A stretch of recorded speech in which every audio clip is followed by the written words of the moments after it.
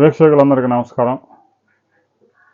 గత కొద్ది రోజులుగా ఐటీ మంత్రి నారా లోకేష్ పార్లమెంటు నియోజకవర్గాల వారీగా పార్లమెంటు సభ్యులు, ఆ పార్లమెంటు పరిధిలో ఉండే తెలుగుదేశం పార్టీ, జనసేన ఎమ్మెల్యేలు వాళ్ళందరితో, వాళ్ళ కుటుంబ సభ్యులతో చిన్న పార్టీలు ఇచ్చుకుంటూ భోజనాలకు పిలుస్తూ వాళ్ళతో చిట్ చాట్ చేస్తూ వాళ్ళ యొక్క కష్ట సుఖాలు తెలుసుకుంటూ వాళ్ళతో మమేకం అవుతూ ఉన్నారు.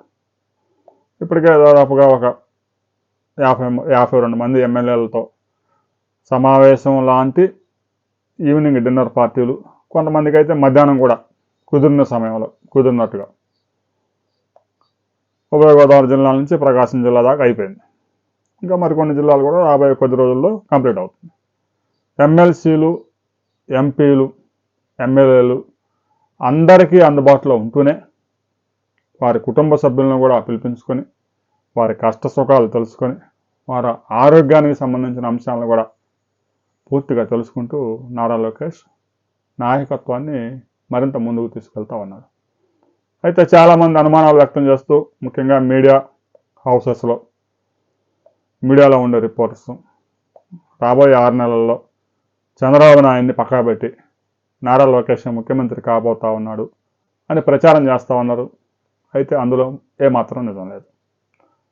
వచ్చే ఎన్నికలు పూర్తయ్యే వరకు ముఖ్యమంత్రి చంద్రబాబు నాయుడే ఉంటాడు. నారా లోకేష్కి ఇప్పుడే ముఖ్యమంత్రి కావాలన్న ఆశ కూడా ఆయనకు లేదు. అయితే గతంలో 2019 నుంచి 2024 దాకా తాడేపల్లి ప్యాలెస్లో ముఖ్యమంత్రిగా ఉన్న జగన్మోహన్ రెడ్డి ఎంపీలకు కానీ, ఎమ్మెల్యేలకు కానీ, ఎమ్మెల్సీలకు కానీ చివరికి మంత్రులకు కూడా అపాయింట్మెంట్ ఇవ్వలేదు. వారికి ఏదైనా అవసరం పడితే ఆ అవసరం పడే వ్యక్తిని పిలిపించుకొని మాట్లాడటమే తప్ప 5 సంవత్సరాల్లో ఒక్కసారి కూడా కలవలేకపోయిన ఎమ్మెల్యేలు చాలామంది ఉన్నారు. దాంతో ఎమ్మెల్యేలు అంత దూరం అయిపోయారు, ఎమ్మెల్సీలు దూరం అయిపోయారు, ఎంపీలు దూరం అయిపోయారు.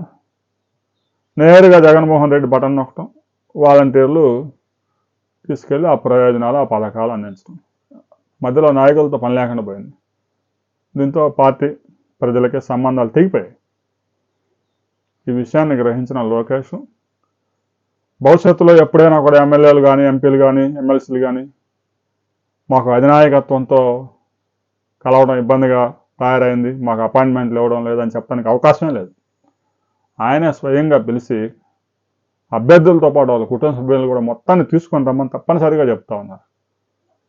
తప్పనిసరిగా తీసుకురావాలి మీ ఫ్యామిలీ మెంబర్స్ మొత్తాన్ని.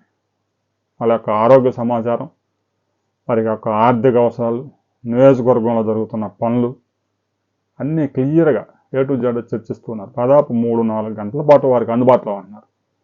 దీంతో నాయకులు కూడా హ్యాపీ అయ్యారు.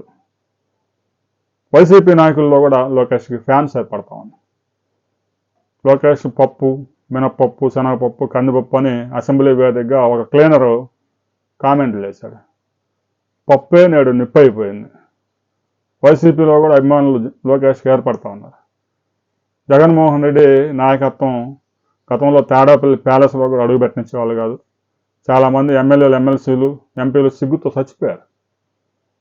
ఇంత స్థాయి వ్యక్తులు మన జిల్లాలో మనకి ఇంత బలం ఉంది, కనీసం తాడేపల్లి పోతే ఆ లోపలకు కూడా రానిట్లేదు. కిలోమీటర్ దూరంలో కారు ఆపుతున్నారు, గేట్ దాకా కూడా రానిట్లేదు, గేట్ లోపలికైతే ఎలాగూ పోనీరు అని చాలామంది బాధపడ్డారు.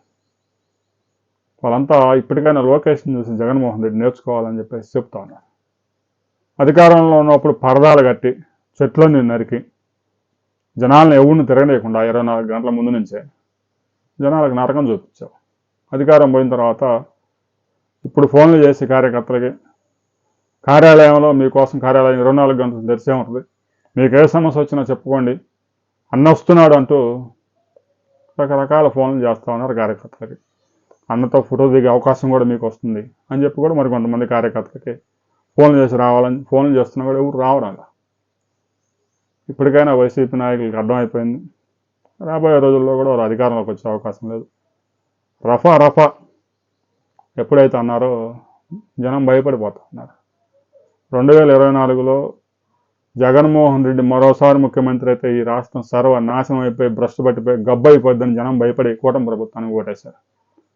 మరలా అధికారంలోకి వస్తే 2019 నుంచి 2024 దాకా ఎలాగైతే జరిగిందో అంతలాగా రెట్టింపు 2.0 జగన్మోహన్ రెడ్డి పరిపాలన నడుస్తుంది అని జనం భయపడతా ఉన్నారు. ఇది కూటమి ప్రభుత్వానికి కూడా కలిసి వస్తూ ఉంది. జగన్మోహన్ రెడ్డి చేసిన తప్పులు ఎట్టి పరిస్థితుల్లో చేయకూడదనే ఉద్దేశంతో కూటమి అధినాయకత్వం ఒక నిర్ణయం తీసుకుంది. ఆ విధంగా ముందుకెళ్తా ఉంది. రాబోయే కొద్ది రోజుల్లో కూటమిలో కీలక మార్పులు రాబోతా ఉన్నాయి. దానికి సంబంధించి మరిన్ని అప్డేట్స్తో మరో వీడియోలో మనం కలుసుకుందాం.